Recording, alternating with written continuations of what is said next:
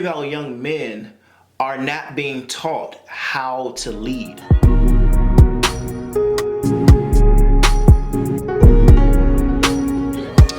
Yo, what's up, family? Welcome back to Building the Block podcast, where the conversation is always real, relevant, and restorative.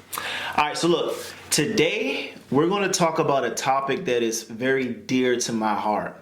I work with youth all the time, specifically young black males. And what I'm learning today is that, or not so much what I'm learning, or what I have learned, is that many of our young men are not being taught how to lead. Society right now is teaching young men in a very strong way that young men are supposed to lead.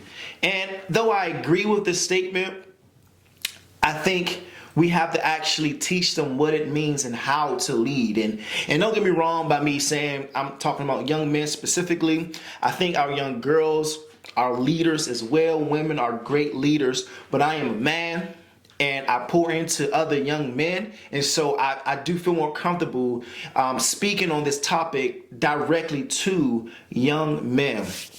One thing that we know in society is that right now the number one growing entrepreneur is the black woman, which I'm all for. My wife is an entrepreneur. She has her own piano studio and she teaches piano. But our young black men, they seem to be falling behind in a lot of areas, academics, schooling, just in general. And so when I think about this idea of leading, what I did was I created an acrostic of the word. And so we're going to break down what I mean when I say we need to teach students or how to build students who lead.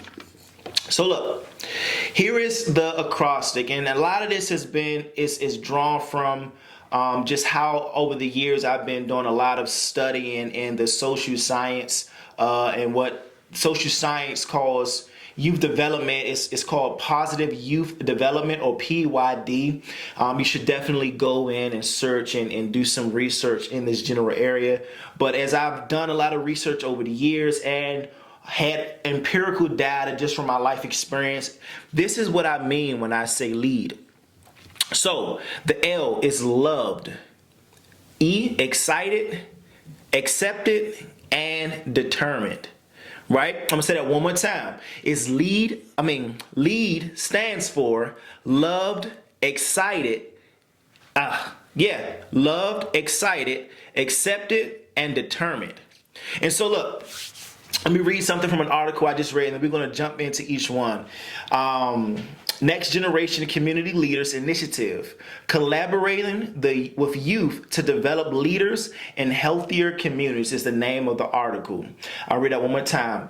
The article title is Next Generation Community Leaders Initiative, collaborating with youth to develop leaders in healthier communities. So think about that title and what we're talking about today. But here's a little insert that I pulled out that I thought was really good.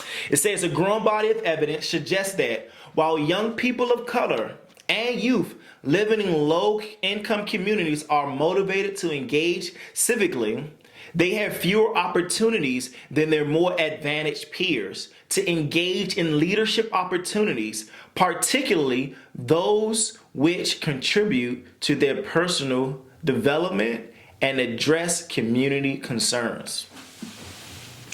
Think about that statement right here.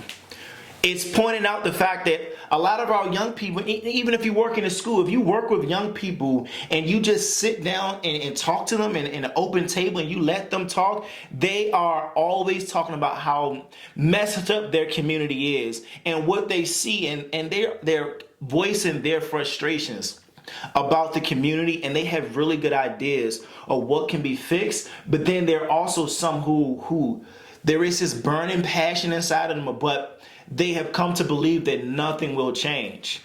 And I think a part of that is because we're not teaching our young people how to lead.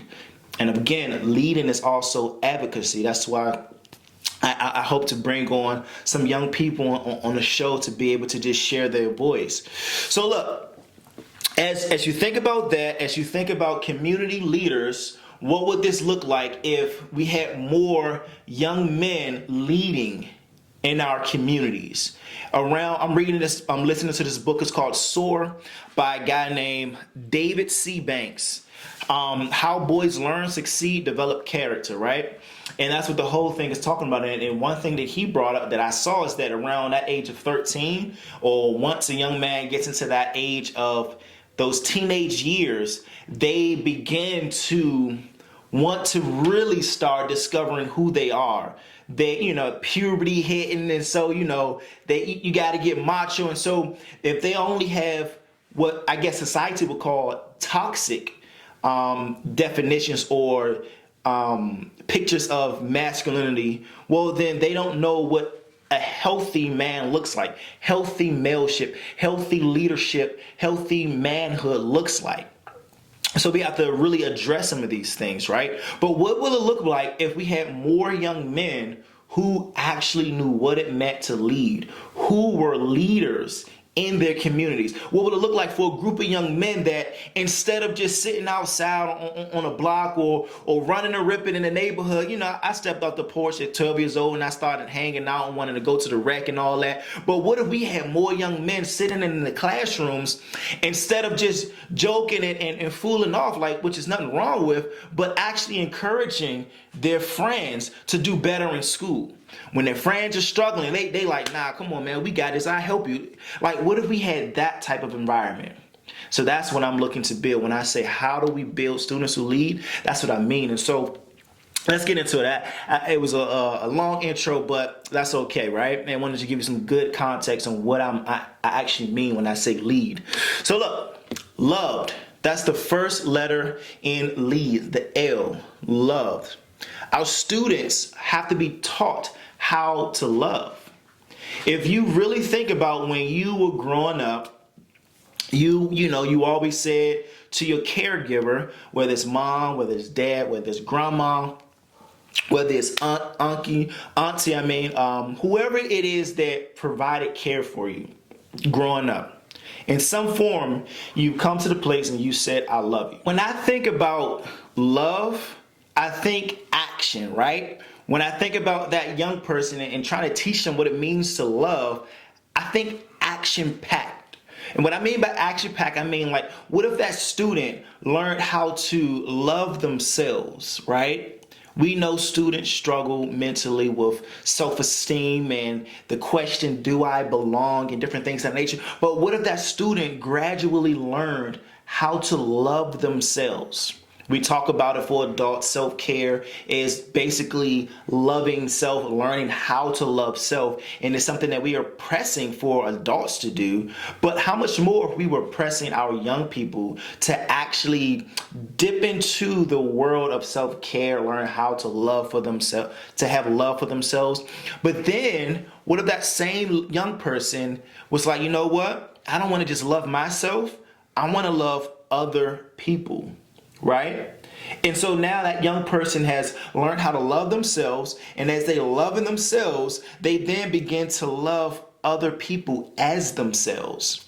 This starts to sound a lot like what the Bible teaches of love your neighbor as yourself. Right? And so it's these principles that this comes from too. It's just, how are we really teaching our young people to love themselves? How are we teaching our young people how to love their community? Somebody asked me maybe 2 days ago, why do you think there's so much trash in our community? And we can get into all of the systemic things and how they don't come and clean it up. We can get all that stuff. But the reality is that maybe, just maybe, a big portion is that our people in the community have not fully learned how to love their community. They don't see the beauty in their community. So why you go get a bag of Doritos, you eat that, and you toss it on the ground, right?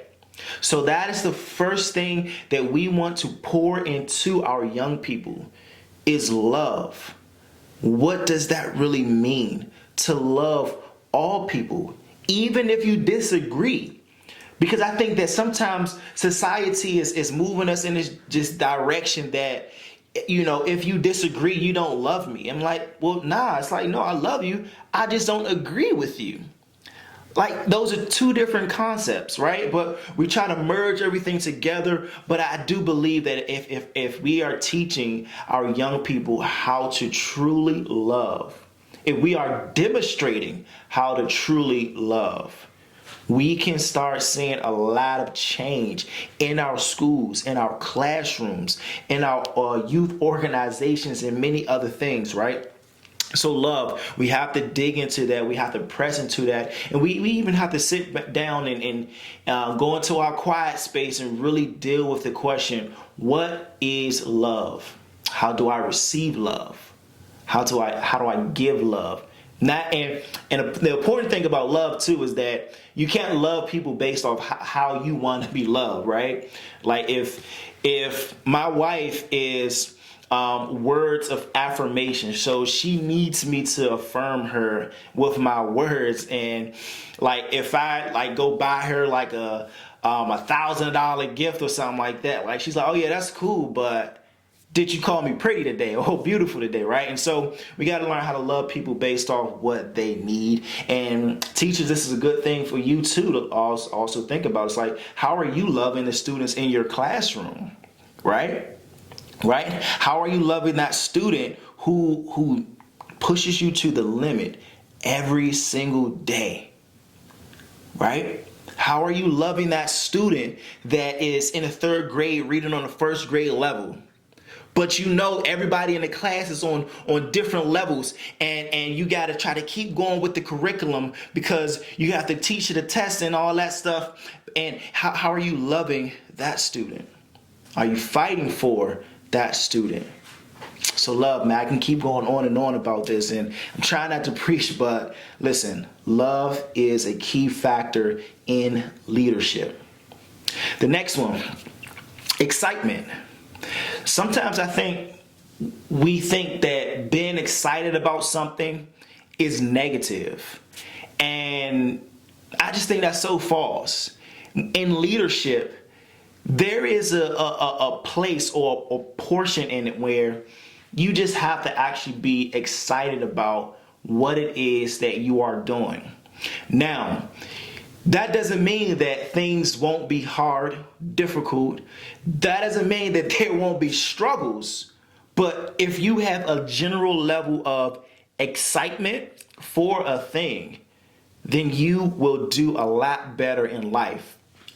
For example, let's look at the young people that we have in school. Matter of fact, I'll use myself actually. We ain't gonna lie. I talk about me, right? Growing up in school, I did not like math.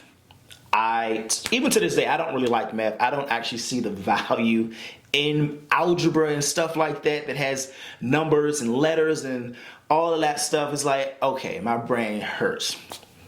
But I also realized that growing up, I was never taught how to be excited about education. It was always, be excited about learning because it unlocks this word and unlocks that and all of this. And for me, it was just like the Charlie Brown show when adults are talking and it's just like womp, womp, womp, womp, womp. But that's all I really heard is be excited about this thing called learning. And I didn't really know why. Why am I supposed to be excited about this? What I am saying with excitement is that is both that is something that is modeled and taught. As an adult, if I am pouring into a young person, I have to teach them how to be excited. I also have to put them in environments where they can be excited. So, for example, I love STEM. If circumstances were different from me, I probably would have been a scientist, right? But there's a lot of young people today who probably should be moving in the direction of trying to become a scientist, but access to resources or STEM-related resources and programmings are limited. And we gotta really talk about that. We gotta raise awareness in that. But if we had more opportunities for our young people to explore, to use their hands, to Try new things. How much more excitement do you think can be formulated in the classroom? If instead of sitting up in a board or sitting at a desk and trying to teach math to a group of students, which I think just doesn't work for students specifically, or particularly black students, it doesn't work that way. Most black students that I have encountered, they have to be a little bit more hands-on, right? And so as they are hands-on, they then are able to grasp a little bit more information. If we really want our young people to lead well in their communities, they have to learn about the history of their community.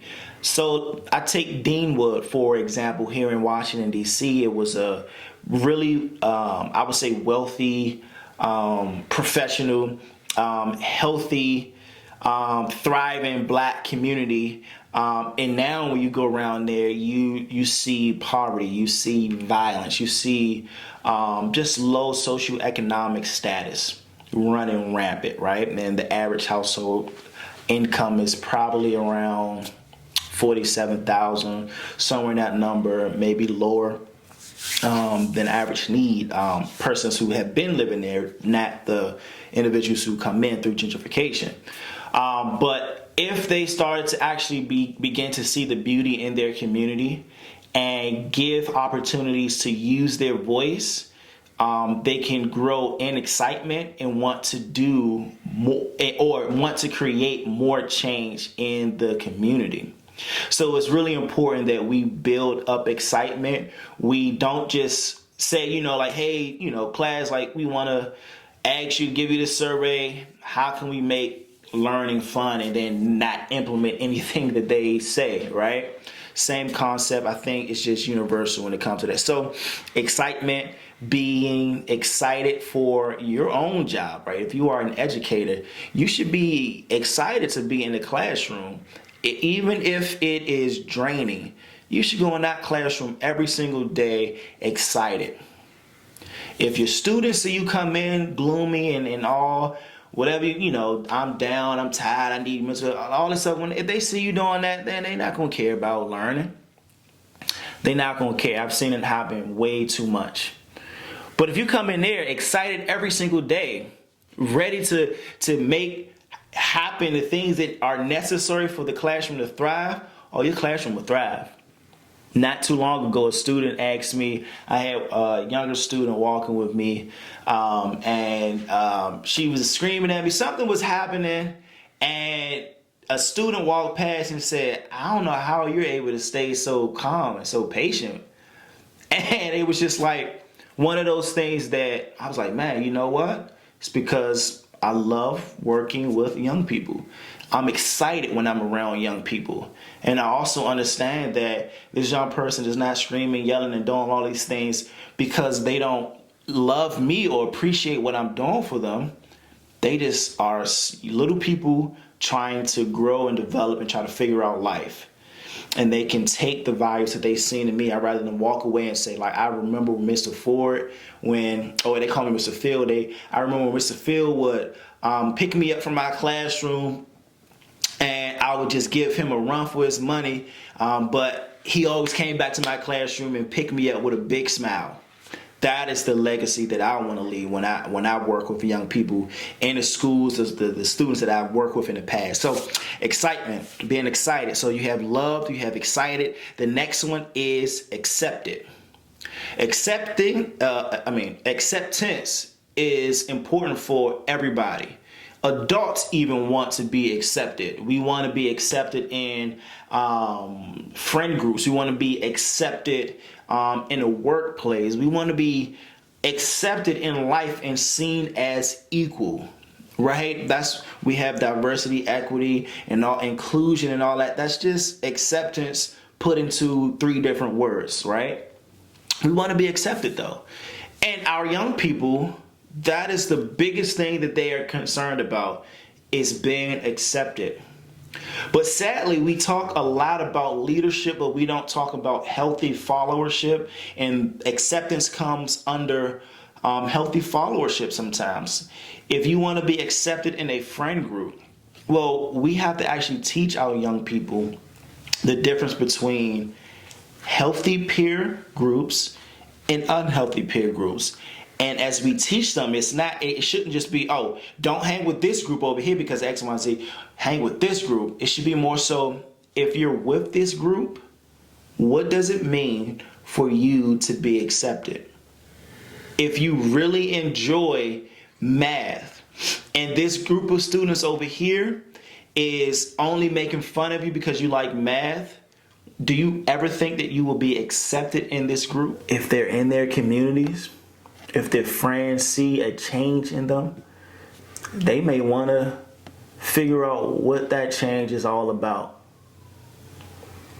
It'll even encourage you at some point in your life too. You see that ex-knucklehead now doing well. I mean, some of my old teachers could be watching this right now. And if you are, like, let me know. But I was a knucklehead in high school. And now look at me. Finishing up my second year as a PhD student, entering into my final year of academic work, and then I'll be writing my dissertation. So you're literally looking at future Dr. Philip Ford. Has a ring to it, right? So let's build up our communities one brick at a time and one leader at a time. Grace and peace, family.